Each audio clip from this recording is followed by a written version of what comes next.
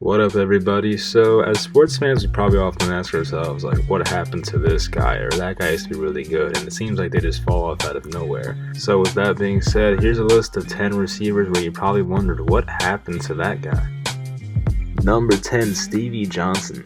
Now, the thing I remember about Stevie the most is this play right here against Pittsburgh in overtime, where he drops a wide open touchdown. Now, the funniest part of this video is when Ryan Fitzpatrick thinks they won the game for a second, and you see the disbelief on his face, and then seconds later, his offensive lineman comes over thinking they won as well.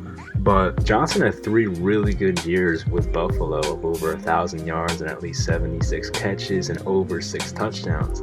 Now that was with Ryan Fitzpatrick as well, which is just more impressive in itself. In 2014, Johnson was traded to the 49ers for a 4th round pick, which, looking back on it, was a good move by Buffalo. Johnson would go on to play 1 year in San Francisco where he failed to reach 500 yards, and then the next year went to San Diego as a free agent, played for them, again failed to reach 500 yards, and then coming into the next season in 2016, his age 30 season, he tore his meniscus in training camp and was actually out for the entire year, and we really haven't heard from Johnson since. He's only 31 years old right now, and he has not made a comeback to the NFL. I wouldn't be surprised coming into 2018 if we hear Johnson's name surface in the comeback rumors, but who really knows? The guy was talented, but as I said, still only 31. I would not be surprised, and hopefully he gets back at it. Number 9, Brian Hartline. Now, looking back on Hartline's career, the thing that surprised me the most was the consistency he had. He had at least 450 yards over 7 straight seasons, and even 2 of those years had over 1,000 yards. That was in 2012, 2013 for Miami. He then went on to play for the Cleveland Browns for 1 year, putting up 523 yards on 46 catches. After playing in Cleveland for 1 year, Hartline was pretty much ready to retire. He said he wasn't in love with the game as much as he used to be, and was not interested in coming back unless he was going to play for a contender. And he said he was given a few contract offers, but none from teams that he thought could actually win. Coming into 2017, he said his passion for football never really returned, and he decided to be a receivers coach and help out his college, Ohio State. And he actually said he really loved coaching. It was something he wanted to get more involved in, and he was actually interested in it. Although it seems like Hartline's career as a player may be over, his coaching career looks like it has just begun, and maybe one day we'll see him as a college coach.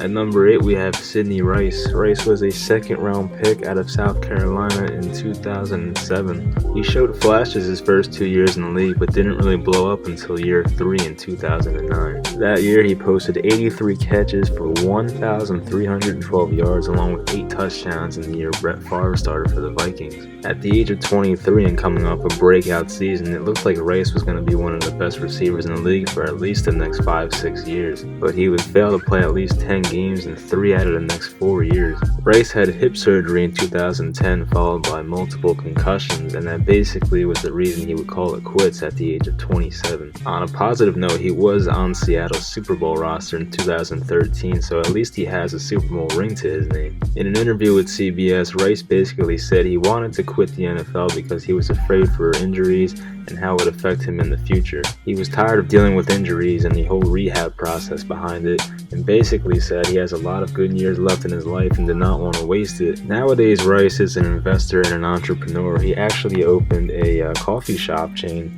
in Seattle, opened a chicken wing restaurant, and started a t-shirt company as well.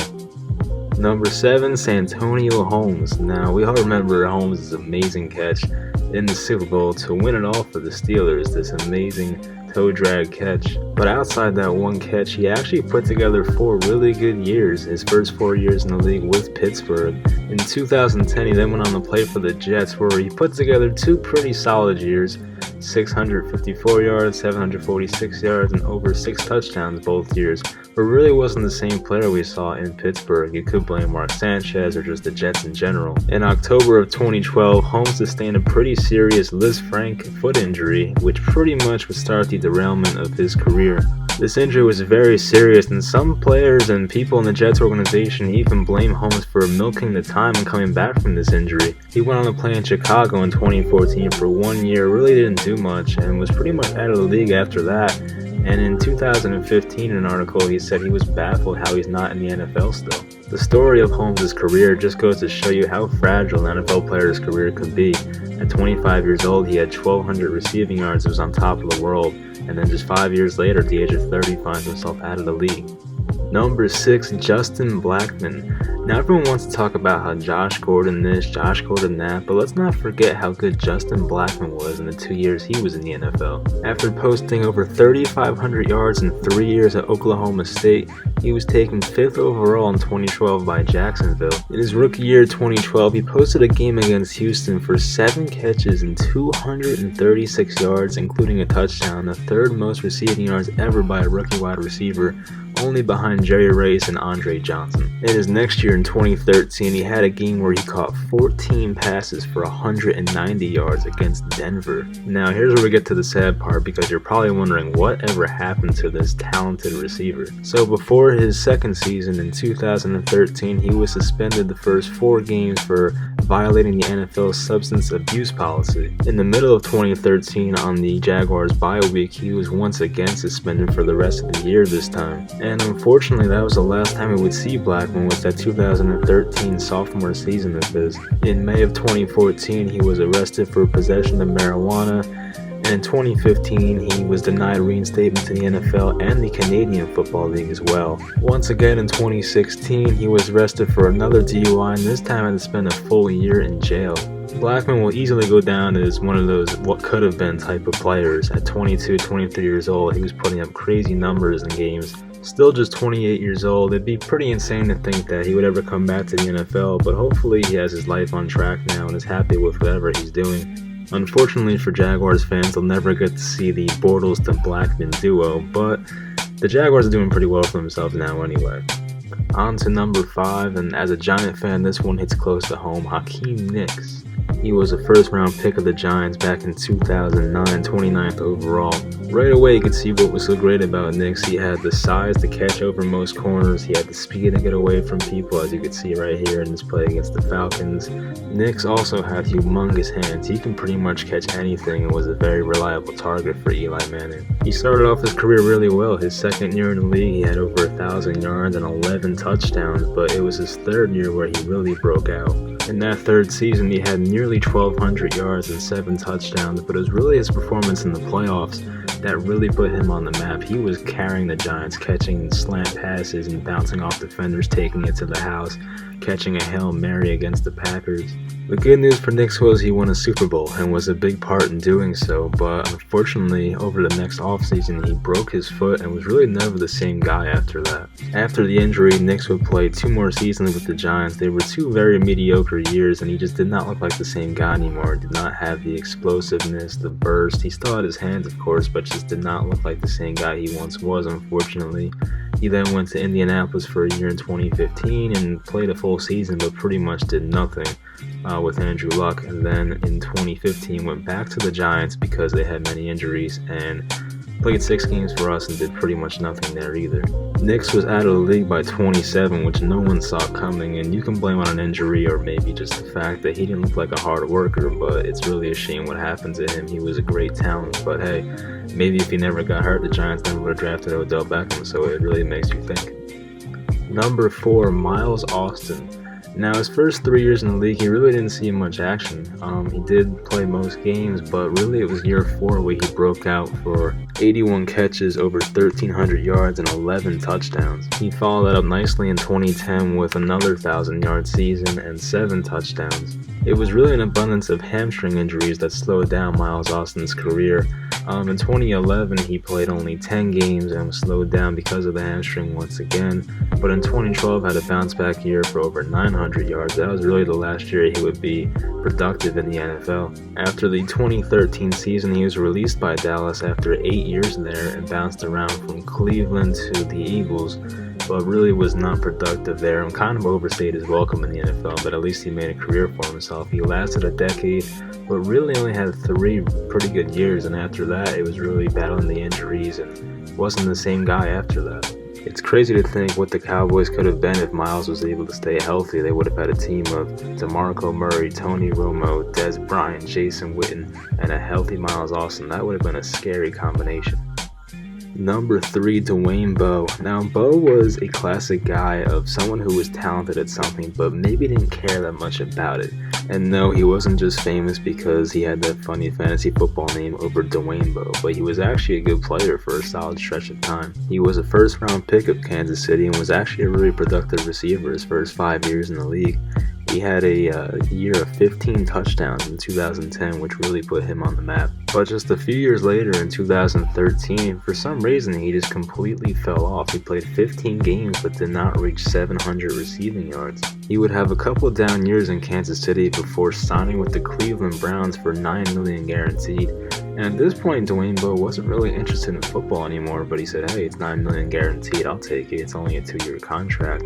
The guy made 5 catches in a Cleveland Brown uniform. Yes, 5. You can count it on one hand.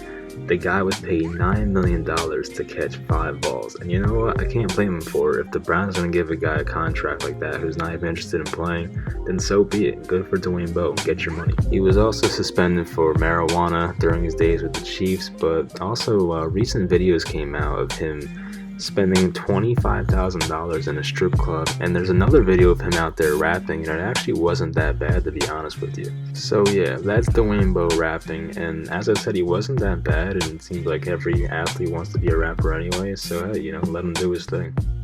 At number 2, we have Greg Jennings, and we all remember Greg Jennings from this video of scoring a touchdown with a broken leg, running over Darren Sharper. It was all great stuff. Now, it wasn't real, so I hate to break it to you, but for Greg Jennings, the real NFL player, he was actually really good for a long time. From 2007 to 2011, he was actually a really productive receiver, putting up 3 years over 1,000 yards and 4 years with at least 9 touchdowns. And how much do we credit Aaron Rodgers and Brett Favre for that? Well, I don't know, but basically, when Jennings went to Minnesota and then later Miami, he was never really the same player. Now, he did have groin surgery in 2012, where his decline really started, but can it really be because of injury, or was the quarterbacks throwing him the ball? In 2013, heading into his age 30 season, he signed a 5-year, $47.5 million deal with the Vikings, and good for Jennings getting a contract at 30 years old for that much money. Now, not all of it was guaranteed, but really when he went to Minnesota, he was not the same guy he was in Green Bay.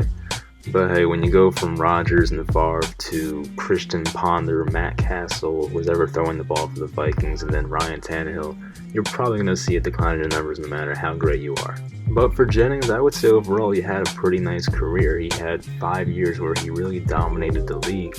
And, from 2007 to 2011, he was really an electric player. You could see from the highlight film, he was pretty legit. And you know what? I can't blame the guy for wanting to take the money that the Vikings gave him and go play for Minnesota. I'm sure Green Bay wasn't offering that kind of money, and really they didn't need to keep him. But Jennings won a Super Bowl ring with Green Bay and accomplished what he needed to and made his money. So I would say overall he had a really nice career. And at number 1, we have Percy Harvin, a first-round pick out of the University of Florida. Now, this guy could do it all. He was a receiver and even played some running back for Minnesota and took some carries away from Adrian Peterson in his prime, so that'll tell you how good someone is right there. In his first 3 years in the league, Harvin did really well. He had at least 60 receptions each year, had at least 100 rushing yards, but it was his 3rd year where he really broke out in 2011. He had 87 receptions, almost 1,000 yards, and another 345 on the ground. This guy was doing it all for the Vikings. Unfortunately for Harvin, there's a reason why he's on this list. Now, you can't question this guy's talent. He was an electrifying player when he was at his best, but the thing that held him back was not only his physical injuries, but his battle with migraines as well. If this was like Madden where you could take injuries off, there is no question Harvin would have been probably one of the top 5 most electrifying players in the league if he wasn't already. Unfortunately for Harvin, his time in Minnesota did not end so well. He would go on IR with an ankle injury.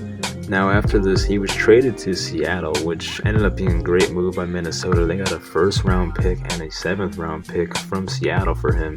And Harvin really ended up not doing much for Seattle outside of their Super Bowl appearance. It was Harvin's kick return in the 2013 Super Bowl that really put the icing on the cake. It was already 22-0 Seattle. They were beating the living hell out of the Broncos, and Percy Harvin does his thing. They pop a kick up to him, makes a few miss, takes it all the way. Seattle's up 29-0 after that. The next year in 2014, he was traded to the Jets and played there for a season and didn't really do much there, and was ultimately released when the Jets traded for Brandon Marshall. But after that, Harvin was picked up by Rex Ryan and the Bills, and Harvin only played a total of 7 games in 2 years. Now, after the first season with the Bills, Harvin declared that he would retire, but the next year he came back in the middle of the season, played for 2 games, and that was pretty much it for him. I mean, after that, he had to retire for good with the migraine issue and everything else with his injuries going on. You got a little taste of it here, but if you haven't watched Percy Harvin play or anything, I really recommend watching his highlights. The guy was amazing, a human highlight, and it's a shame that he could not stay healthy, which is the reason I put him number 1 on this list. The potential was so high for him. So that'll just about do it. Thank you for watching, and if the sound quality is bad, I apologize. I do not have a microphone. This was the first commentary I did, but if you guys did enjoy it, please leave a comment, and if you want me to do more of these, I will gladly do so. And if that's the case, I guess I'll have to go out and buy a microphone. So thank you for watching, and I hope everyone enjoyed it. And if I left someone off this list that you think was worthy, just leave it in the comments and let me know.